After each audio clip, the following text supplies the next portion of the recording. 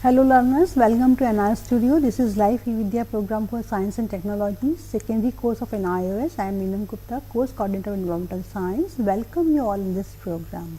Learners, in our previous program, we have discussed large biodiversity and classification of living organisms. Then one question arises in mind, how does this large variety of organisms came in this earth, and how did they get originated?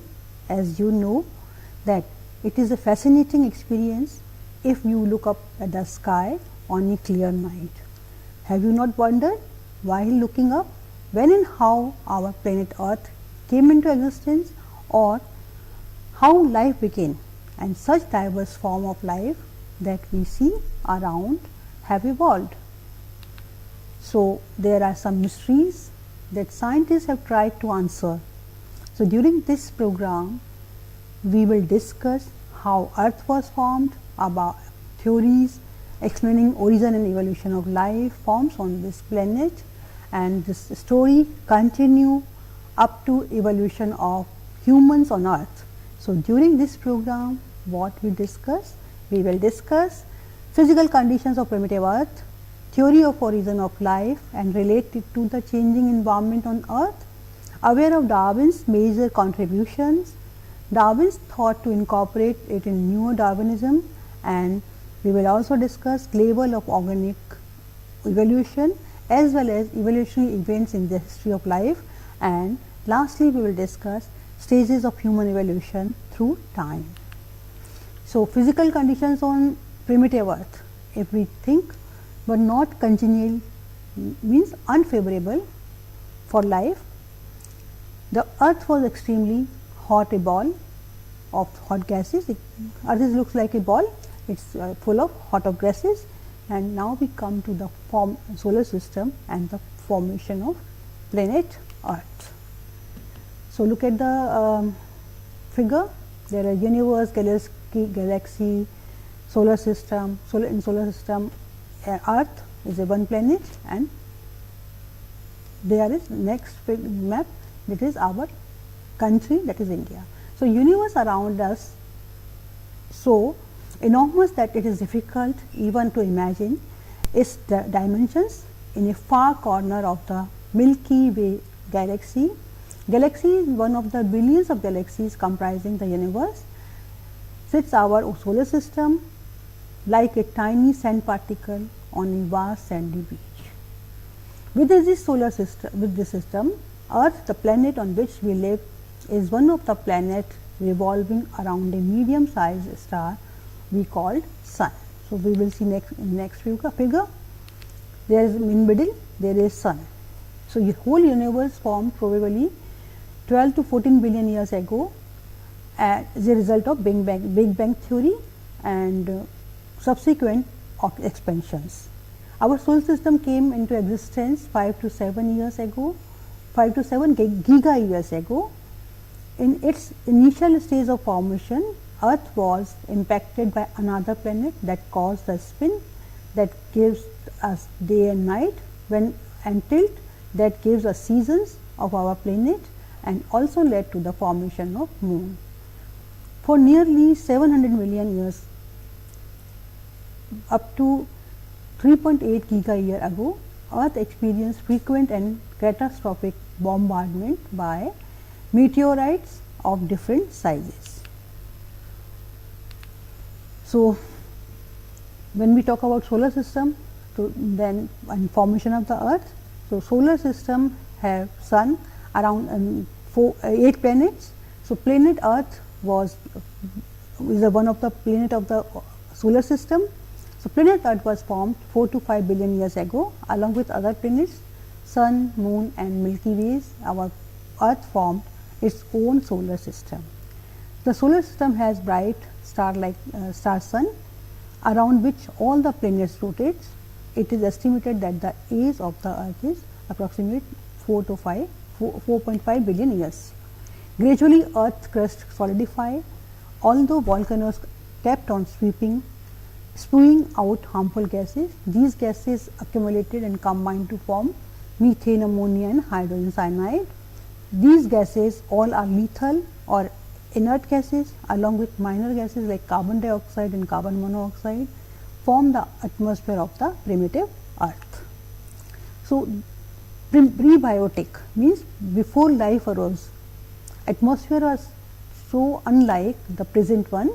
There was no oxygen, then a gas source itself for nearly all living organisms. We breathe in the presence of oxygen. Life began around 3 to 3.5 billion years ago.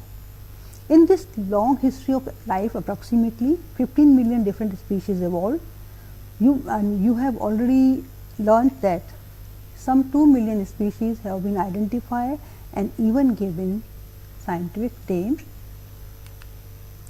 So, our solar system is a part of a Milky Way galaxy, and Earth, our habitation planet of habitation, revolved around a shining star which we call Sun. So, Earth revolves Sun.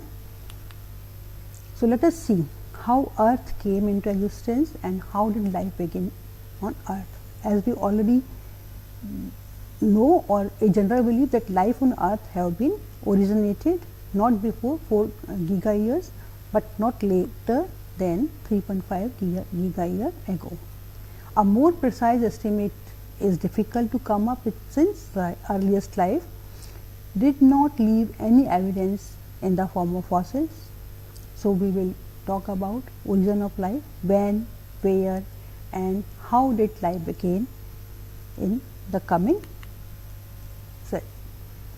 So, we have some evidences in the form of fossils. Fossils means remains of living beings that once existed on Earth, claimed to be cyanobacteria or blue green algae, were found in Australia from rocks dated carbon dating that is approximately 3.5 giga year.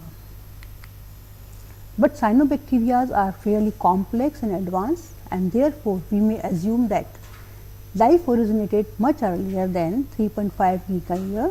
So, for the present, we accept that life originated nearly 3.8 giga year ago. But where did these organic molecules come from? Question is this. So, look at the figure. This figure diagram depicts the transport of Earth's infancy about 4 billion years ago. During the early Archean era, it is designed to help us to visualize conditions under which life may have first emerged, and it is packed with clues relevant to the study of abiogenesis, means the origin of life from non-living matter. The rocky terrain and water bodies under a bright moonlit sky depicts the volatile and dynamic early Earth. The absence of vegetation or complex life reflects a pre-biotic world where chemical evolution was just beginning. There are so many ultraviolet radiations or UV lights which could break molecular bonds, while destructive UV radiations also derive chemicals reactions that may have helped form organic molecules like amino acids and nucleotides. So, early atmosphere have carbon dioxide, methane, no oxygen is available. It means no ozone layer. So, UV ray light reach directly unfiltered on the surface of Earth, and carbon dioxide and nitrogen dominated, creating a greenhouse effect that kept the planet warm. So, methane and hydrogen sulfide gas through trace gases, those trace gases are important for prebiotic chemistry and energy source for early microbes. When we talk about early ocean, so there are some major ions like sodium, magnesium, chloride ion, silicate ion and bicarbonates. And pH is slightly acidic, it is in 5.5, which affects solubility and reaction rates, and temperature is more than 50 degrees centigrade. Hot oceans could accelerate chemical reaction and support hydrothermal vent system, a popular theory of life's origin. So now we move to the theories of for life, origin of life. In the beginning, temperature of the earth we know very high, and every chemical was in gaseous stage. Primordial atmosphere contained water vapors, ammonia, methane and carbon dioxide. As earth cooled, there was torrential rain and oceans formed with many chemical compounds dissolved in them. This is the primordial soup in which life originated, as was predicted by Charles Darwin, sparked by just the right combination of physical event and chemical processes. So there are several theories. One theory says special creation, meaning life means life created by the divine God in its current unchanging forms rather than through natural process like evolution. Next theory suggests anything originating from beyond earth, encompassing both inanimate objects and the concept of extraterrestrial life forms from other worlds. One theory is spontaneous theory, the process by which life arises naturally from non-living matter such as simple organic compound. So many theories of the origin of life were propounded, but most accepted theory is the theory of Oparin and Haldane, which state that life originated from chemical compounds of the life formed through chemical reactions in water. Water is a universal solvent or primordial soup, energy for reaction being available from lighting and UV radiations. This theory of origin of life is called chemical evolution, and once life originated in all life forms arose through biological evolution. This theory is proposed by British, one theory which is proposed by British biologist J.B.S. Haldane and the Russian scientist Oparin, that suggested that life originated in the shallow seas where important organic compounds like amino acids and nucleosides, the building block of life, were present in high concentration, thus providing the necessary ingredient for emergence of life. But where did these molecules come from? Question is this. So Haldane and Oparin hypothesis was tested experimentally by Miller and Urey by setting up the apparatus as shown in this figure. So Haldane and Oparin suggested that in the reducing atmosphere of the primitive earth that could have formed from inorganic substances which were washed down with torrential rain as earth cooled and formed a primordial soup in which life originated. So later Stanley Miller and Harold Urey provided experimental support for this hypothesis. Under laboratory conditions, they successfully produced amino acids by passing an electric current through a flask containing methane, ammonia and hydrogen in solution. So now we move to the next section, that is diversification of life. So life on earth started in the form of simplest or unicellular microorganisms, prokaryotes. In course of time, these organisms evolved to utilize solar energy through chemical processes called photosynthesis. So you may recall the oxygen is released during the process of photosynthesis. It is through photosynthetic activities of the earliest autotrophs that oxygen build up gradually in the earth's atmosphere, making it possible for complex heterotrophic organisms to evolve. For a very long time after the origin of life, earth has no life forms other than prokaryotes comprising different groups of bacteria. There were neither plants or nor animals. So eukaryotes probably appeared about a billion years ago, but life was mostly in the form of unicellular organisms. Then suddenly about 600 million years ago, a geological period called Cambrian era, there was a great, almost explosive diversification of life into belching multicellular organisms with a variety of body plan and lifestyles of all those invertebrates and higher plant groups that are familiar with. So, biologists call this period the Cambrian explosion. So, there is a timeline. Key events in evolutionary history of life on Earth is 3 to 5 billion years ago. Life originated. 3.5 onwards, chemosynthetic bacteria originated. 2.5 billion years ago, pre-oxygen photosynthetic bacteria arose, and 2 billion years ago, first eukaryotes are originated on this earth. So, this timeline is known as time scale, geological time scale, GTS.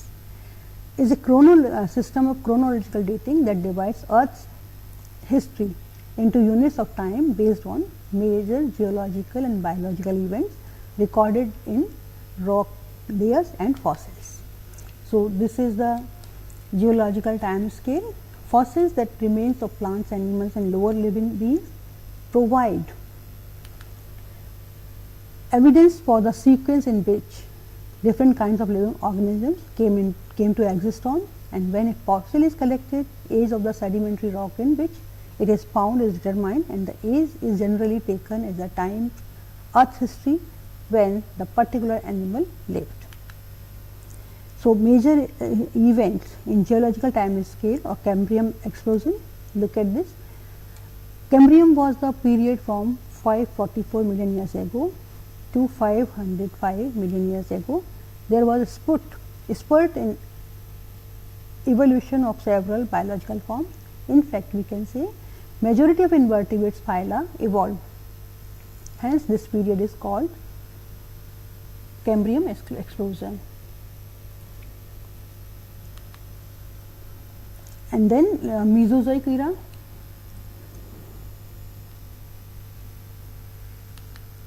So, paleontologists or scientists, those who study fossils, are able to reconstruct the history of the life on Earth from the fossil collected in sedimentary rocks of different ages. They clearly show that species and higher taxonomic groups like angiosperms, insects, birds evolved gradually. If we were to talk about evolution, so we want to talk about Darwin first. Charles Darwin is like Isaac Newton in physics, a giant in biology whose theory of evolution revolutionized our understanding of life and its diversification on Earth. So, Darwin was, first we will talk about the life history of Darwin, then we will talk about his contribution for evolution. Darwin was born in Shrewsbury, England on Feb 9, 1809. He developed a passion of nature from early childhood, a trait he probably inherited from his grandfather Erasmus Darwin. His father wanted him to study medicine at Edinburgh, but Darwin did not have the aptitude for this. He also did not pursue studies to become a cleric, his father's second choice.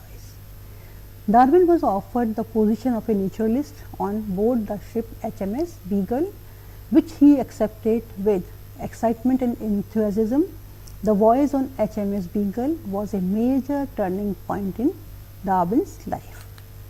During the 5 years of its voyage, he discovered rare fossils in Andes Mountains, collected fascinating animals and plants in Atlantic rainforest of Brazil, and made observation on the geographic variation in the famous Darwin finches on Galapagos Island. Darwin gained from all these experiences valuable insights and scientific support for the theory of evolution he was formulating. So, upon return to England, Darwin started accumulating more scientific material in support of his theory of evolution through a mechanism that he called mutual selection. Darwin's famous book named Origin of Species was published in 1859, and Darwin died in 1882 at the age of 73. He was given state funeral and was buried in Westminster Abbey next to the grave of Isaac Newton. So, scientists around the world commemorated Darwin in 2009 by celebrating his birthday, bicentennial and the 150th anniversary of the publication of his famous book on the origin of species. So, next we will talk about diversity of life resulted from evolution. When we explore nature, we observe that diversity, there is so much diversity of microbes, plants and animals in the biosphere of our planets. Many animals and plants share common features. We humans are similar to rats, horses, elephant and tiger in possessing hair and mammary glands. There is so much variation even among individuals of the same species. Further, we share features like vertebral column with birds, snakes, frogs and fish. In fact, we can say all living organisms have so much characteristics in common, including DNA, the hereditary molecule. You can easily notice that all your family members or classmates or your relatives are not alike. They differ from each other in features like height, facial expressions and skin pigmentation. Likewise, individuals in a school or in office, or you can go any field, you find tomato plants in a vegetable garden, Aedes mosquito in a water tank, they all show variation in some features or the others. So, those three observations lead us to ask important questions. How and why did such huge diversity of life forms arise? Were the diverse life forms present from the beginning of the earth history, or did they arise gradually over a period of time? Why do even remotely related organisms have so many features in common? Is it possible because they all came from a single ancestor? And why is there so much variations within any single species? So, now move to the Darwin's theory of evolution. Salient points which are made by Darwin, he made very important observations and drew inferences from them, which helps him in developing his theory of evolution. The commonness of many features from anatomical to molecular is a clear indication that all organisms evolved from a common ancestor. Darwin concluded that living forms were not created, but evolved by descent with modification from ancestor forms going back all the way to the earliest life more than 3.5 billion years ago. So, Darwin's next question that needed an answer was, what is the mechanism by which the origin of a species by descent and modification could take place? And Darwin suggested two very important points with regards to evolution. All living beings are related through ancestry, and second, the mechanism which causes diversification of a species from ancestors is natural selection. So, Darwin made four important observations on his travel on his ship HMS Beagle. So, first, all organisms tends to produce more offspring than can possibly survive. Example, we have only a few frogs' eggs survive and become frogs. Second, in fact, population numbers tends to remain fairly constant over long periods of time. Third, also organisms in a species show wide variation in characteristics. Some of the variations are inherited and so passed on to the next generation. So, based on these observations, Darwin made these two deductions also. First, since most offspring do not survive, all organisms must be going through a struggle for survival, being eaten, suffering from disease and competition, the struggle for existence caused large number of individuals to die. The one who have characteristics that allow them to survive and reproduce better will pass on these characteristics to their offspring. In other words, we can say nature selects the fittest individuals of the population. So, natural selection is the same as the famous phrase survival of the fittest. This was coined by Herbert Spencer. Organisms with slightly less survival value will probably perish first, leaving the fittest to pass on their genes to the next generation.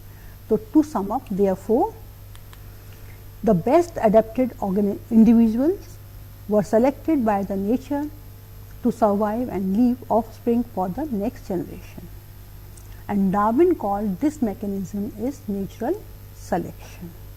In Darwin's time, it could not be demonstrated that natural selection was the mechanism by which organisms evolved, but later scientists were able to find support for Darwin's theory in nature as well as in laboratory experiments.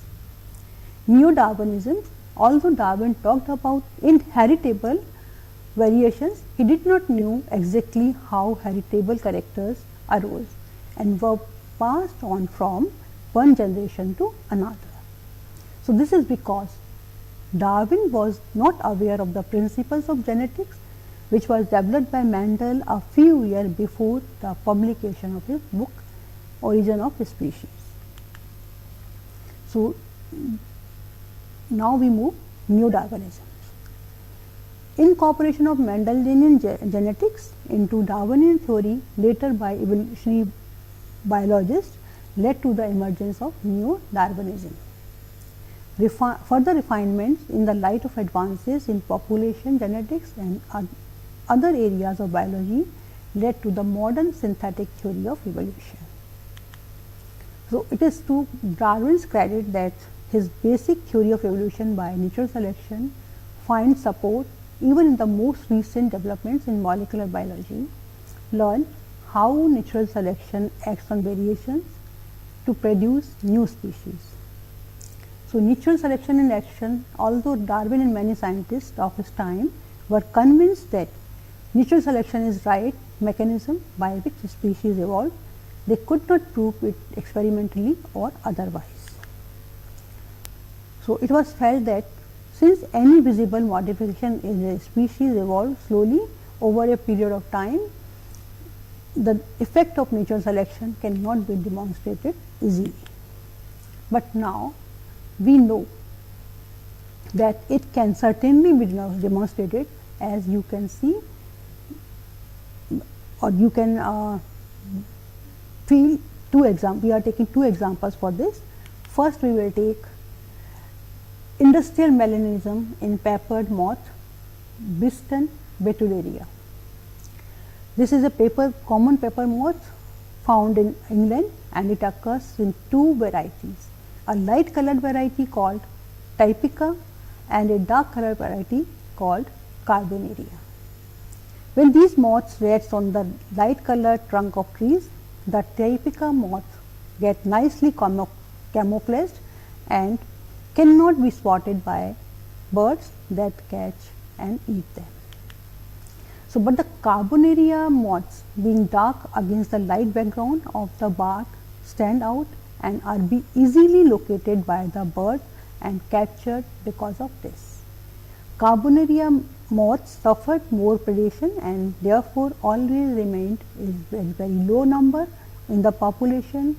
Then the industrial revolution in England in the mid 19th century brought in many coal based industries, and the resulting soot started depositing on the trunk of the trees on the countryside.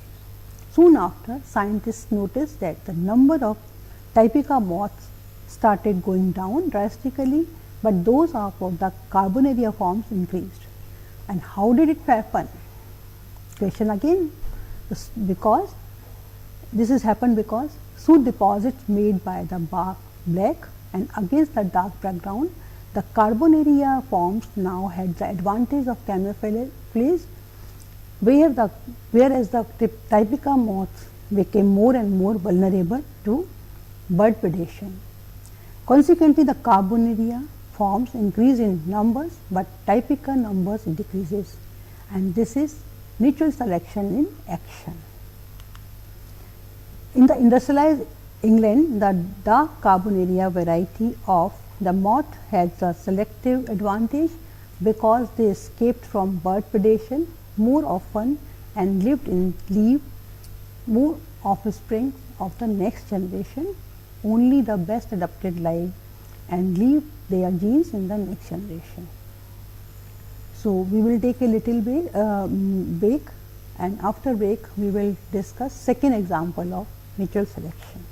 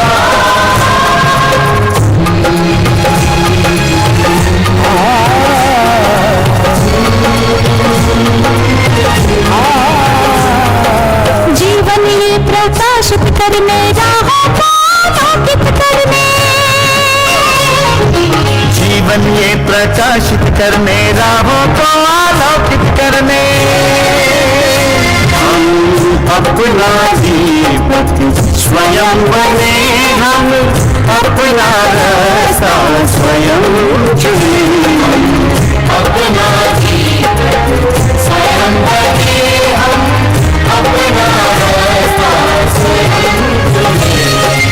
जीवन ये प्रकाशित करने राहों को आलोकित करने।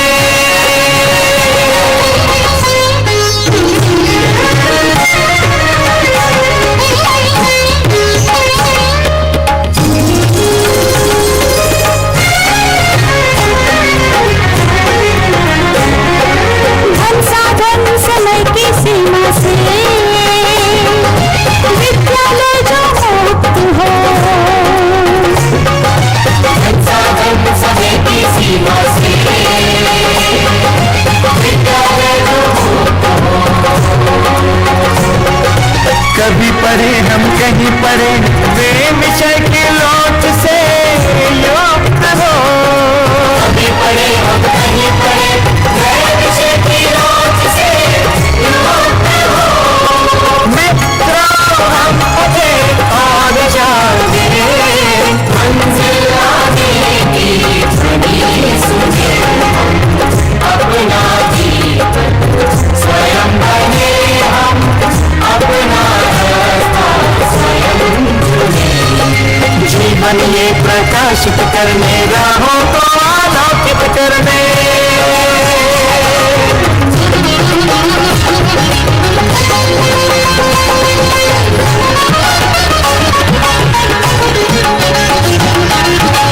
राष्ट्रीय मुक्त विद्यालय का है द्वार खुला सबकी खातिर। शिक्षा परीक्षा का अवसर एक बार ही क्यों मिलता फिर। शिक्षा परीक्षा का अवसर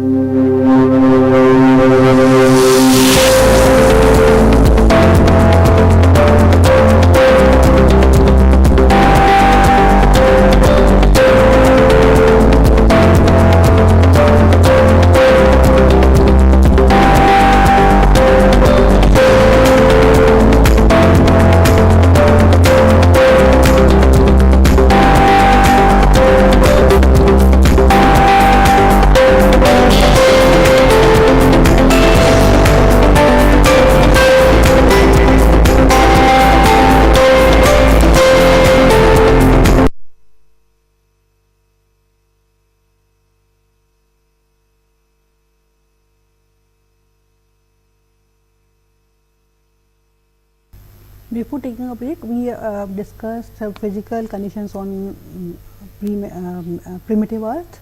We have discussed various theories of origin of life on Earth.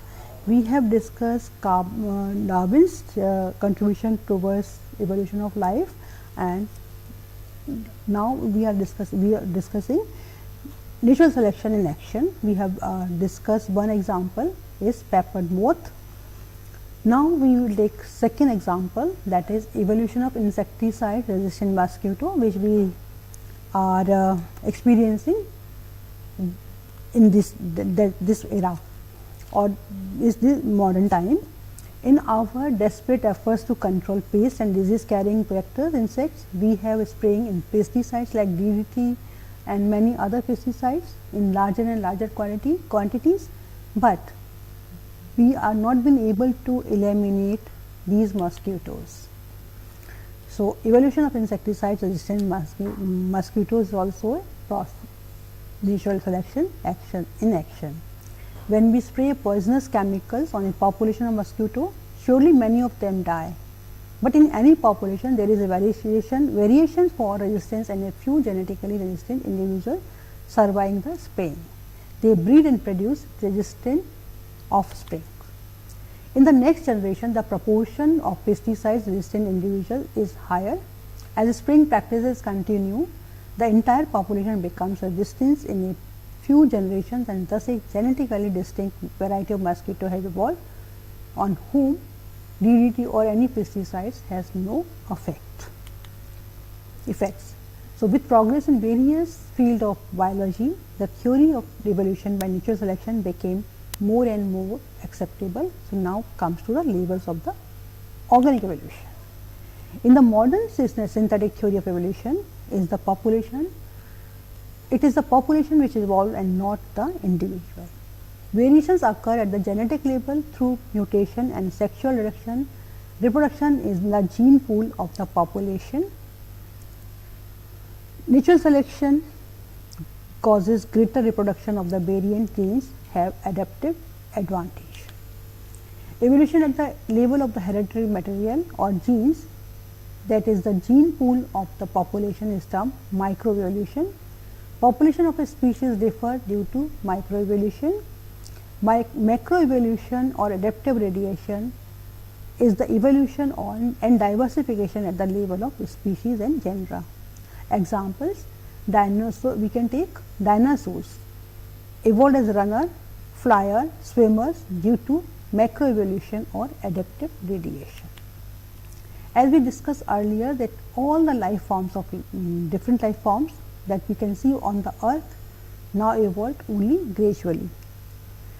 Radiometric dating of geological strata, detailed study of the fossils found in them help us in reading important chapters on the history of life on earth since its origin 4.5 billion years ago. So, you may recall that major events in the history of life. Geologists have given names to different periods of this history. Microscopic unicellular protokaryotes were the exclusive life forms on earth for nearly 3 billion years. The appearance of eukaryotes in the Cambrian explosion. Dinosaurs ruled on the earth for nearly 150 million years ago and became extinct 65 million years ago. If you could travel 200 million years back in earth history, so you would have found neither bird nor flowering plants anywhere on earth when we human arrived on this planet just 2 million years back. If you consider 24 hours geological clock with the origin of life set at midnight, so we can say that humans have come on this planet just less than a minute ago. So, now we talk about the human evolution. When human evolution began, forests has dwindled because of glaciation or ice age. Much of the land surface was, however, still covered by forests. The common ancestor of apes and humans had to come down from trees where they lived and walked on the ground using all four limbs. Recent molecular studies have shown that from common ancestors, evolution of apes and that of humans diverged about 6 million years ago. The trends of the human evolution are towards bipedal gait or walking on two legs and acquiring a large brain. So, this is the graph which shows human evolution showing ancestral common to apes and humans. Fossil history reveals that human evolution began approximately 1.5 to 2 million years ago. Australopithecus is deemed to be the first human-like ancestor. Fossil of an Australopithecines named Lucy has been found in African rock deposits. Thereafter, fossils of human erectus, which walked on two legs, were underneath from many parts of the world. Next to evolve was Neanderthal man and Cro-Magnon man. They were both Homo sapiens. Modern man, Homo sapiens sapiens, meaning the wise one, evolved about 50,000 years ago. So, since the biological evolution of humans has perhaps not occurred, but vast steps of cultural evolution has made humans land on moon and far space, recently Mars mission too. So, now we will conclude this session now in the and before concluding this session we will talk main points in the form of what you have learned or what we have discussed during this program. We live on planet Earth, which is 4.5 billion years ago, 4 to 5 billion years old. The Earth along with other planets, their satellites, sun, moon and galaxies forms the universe. Solar system consists of a star in the middle with number of planets orbiting around 8. There are 8 planets. Our planet Earth is a part of its solar system and the sun is the star around which it revolves. Age of our Earth is about 4.5 billion years. In the beginning, Earth was very hot, but gradually the surface of Earth cooled to form a hard rock. Life originated on Earth is the distance passed from chemical compounds through a series of chemical changes that occurred in water proposed by A.I. Oparin and Haldane in the form of chemosynthetic theory. Large molecules like protein or amino acids were formed which got together surrounded by a membrane to produce a precursor of primitive cell. Thus, unicellular organisms came into being. It is however not been possible to create a cell in a lab. In the geological era called Cambrian era, there was a great almost explosive diversification of multicellular organisms of different shapes, size and functions. This is called as a Cambrian explosion. Evolution is the formation of complex organisms through change from simple ancestral type over the course of geological time. Darwin's two major contributions was that shared ancestry and natural selection as mechanism of evolution. According to Darwin, organisms produce more offspring than can survive because environmental resources are limited.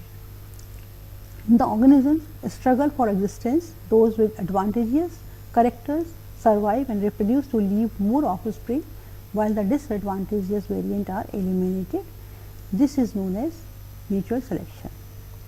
With progress in genetics, sources of variations were discovered and Darwin's original theory of natural selection was modified as Neo-Darwinism or modern synthetic theory.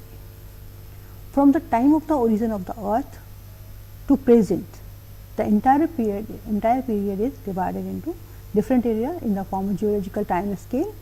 These eras are Precambrian, Paleozoic, Mesozoic and Cenozoic. Major events of evolution were Cambrian explosion and advent of mammals in the Cretaceous era. Human evolution began approximately 1.5 million years ago and main stages were Australopithecus, Homo erectus and Homo sapiens. So, this is all about history of life on earth. We will come again to meet a new program of environmental science. Till then, goodbye and thank you.